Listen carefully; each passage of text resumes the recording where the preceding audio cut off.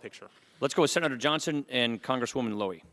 Thank you, Mr. Chairman. Director Elmendorf, I'm looking at your last chart here where you're showing the dramatic increase in means-tested health care programs. So I'd like to ask a kind of a multi-part question on the Patient Protection Affordable Care Act.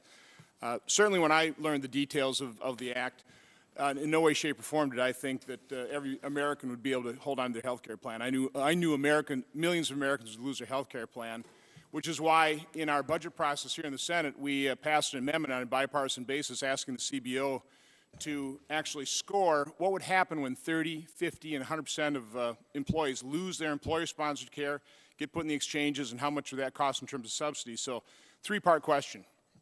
First of all, did you believe the President when he repeatedly said that if you like your health care plan, you keep it? Two, has the CBO done any work to actually give Congress that estimate of how much Obamacare is really going to cost?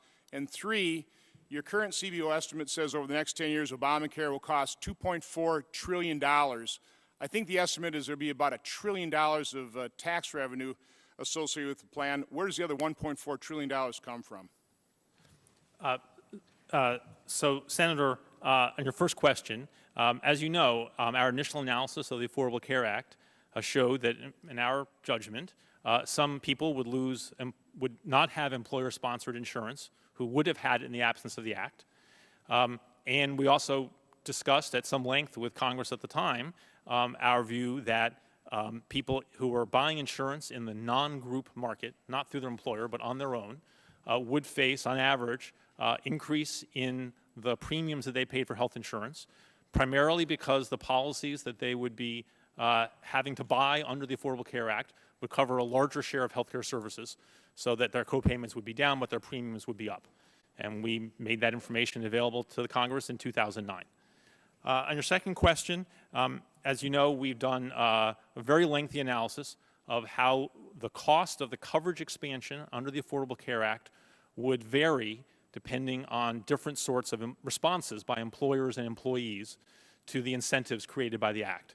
And we gave a great deal of thought to our analysis of those responses in our basic estimates of the Affordable Care Act, but then we did this very long analysis of what would happen in terms of sources of insurance coverage and the cost to the federal government if employees and employers behaved in rather different ways than we had expected.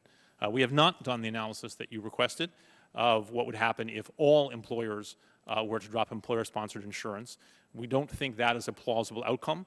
In the analysis that we did, we show what we thought would happen under a wide range of plausible possibilities. Our amendment asks for 30, 50, and 100%. So again, I would still ask the CBO to conduct that, but then go on with your answer. So, as I said, Senator, the analysis that we did covered what we viewed as a wide range of plausible possible outcomes. On the third issue, the Affordable Care Act has a cost over the current 10-year period from the coverage provisions that we estimate to be about $1.3 or $1.4 trillion. And that money is offset in our estimate by a combination of cuts in other sorts of spending, primarily in Medicare spending, relative to prior law, and increases in tax revenue of about $1 trillion relative to prior law. What am I looking at when I'm getting $2.4 trillion over the next 10 years? I'm afraid I don't know, Senator. I have the table in front of me that is our May estimate of the budgetary effects of the insurance coverage provisions contained in the ACA, and the bottom line over the coming decade is $1.4 trillion. So I don't, we should talk about what numbers you're looking at, Senator. Congresswoman Lowy. Mr. Chairman, I ask that the record of our proceeding include the letter submitted by the Appropriation Committee chairs, Senator Mikulski and Representative Rogers, along with a statement by each calling for sequestration to be replaced. Without objection. As we are all keenly aware, January 15th is the deadline for passing legislation to keep the government running. The shutdown cost our economy 120,000 jobs, billions in economic activity.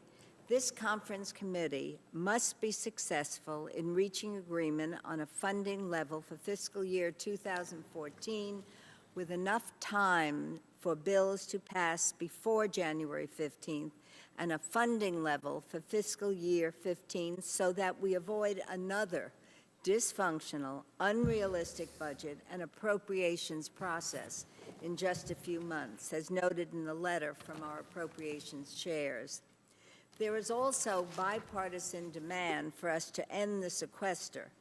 As Mr. Rogers has said, sequestration, and I quote, is unrealistic, ill-conceived, discretionary cuts must be brought to an end.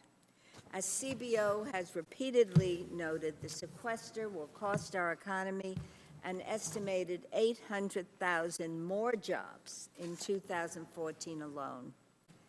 So I think it bears repeating. Could you please share CBO's analysis on the overall impact of sequestration on job and economic growth for 2013, and what you think the impact will be for 2014 if sequestration remains in place? So, Congresswoman, I think the thing that's, let me quote from the letter we wrote to Congressman Van Hollen a couple of months ago. We said that if the automatic spending reductions specified in the Budget Control Act, including both the effects on discretionary spending and the sequestration of mandatory spending, if those reductions were eliminated, that would increase real GDP by 0.6% by the fourth quarter of 2014 and would raise full-time equivalent employment by 800,000 people by the fourth quarter of 2014. I thank you very much, Mr. Elmendorf, and I really thank you for your testimony today. This just amplifies the stakes of our conference committee's work, and I hope that our committee will really begin working in earnest toward an agreement in the coming days to prevent the economic damage that partisan politics and the sequester could cause in the coming months. Thank you, Mr. Chairman. Thank you, Nita. Let's go with right next to you, Congressman Cole, and then Senator Coons. Thank you very much, Mr. Chairman. I want to assure you that my good friend and I did not coordinate our remarks, and I too was going to ask that that letter be placed in the record. So I'm glad that my friend has already done. So please make that from both those. To have a formal statement. The speaking order was just random. Submit along with it. Just a couple of points and then a question.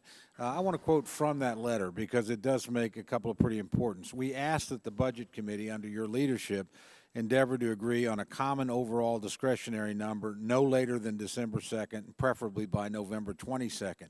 November 22nd is 9 days away, and we don't have any scheduled meetings between the 22nd, between the 22nd and December 2nd. So this is a matter of some urgency so that our colleagues on the Appropriations Committees, which of course includes my friend Ms. Loy and myself, have the opportunity to get about the business of arriving at real spending bills. This is both a bigger and a littler problem than what we're faced with. Mr. Elmendorf has given us a wonderful presentation of long-term debt. We don't disagree with any of that, and he's absolutely right. We need to address it. On the other hand, the more immediate problem, the two bodies are only about $90 billion apart. And to borrow a point that was made by Senator Kaine in our last session, that's really not that big a deal in a $3.5 trillion budget. And we ought to be able to give the appropriators a number for both fiscal year 14 and I would hope fiscal year 15 as well, so that they could literally have an